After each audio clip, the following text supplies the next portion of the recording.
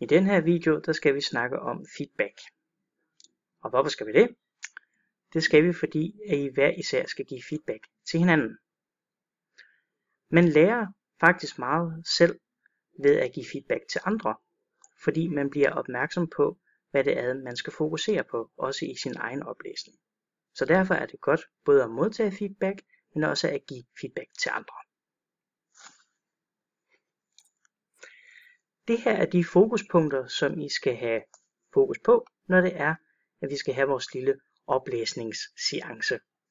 Vi skal have fokus på tempo, pause, tryk, betoning, artikulation, altså udtale, styrke og toneleje.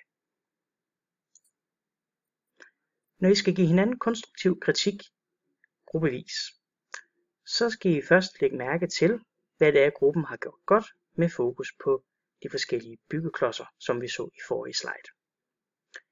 I anden del, der skal I prøve på at finde, hvad der kunne gøres bedre til næste gang, og give gode råd. Til sidst, der skal I slutte af med noget generelt, og der er det altid godt at slutte af med noget godt. Husk at være anerkendende, når det er, I giver feedback til hinanden. Altså I respekterer den oplæsning, der har været. Og så det allervigtigste, husk at begrunde, hvorfor noget er godt eller mindre godt. Det var en lille video omkring konstruktiv feedback.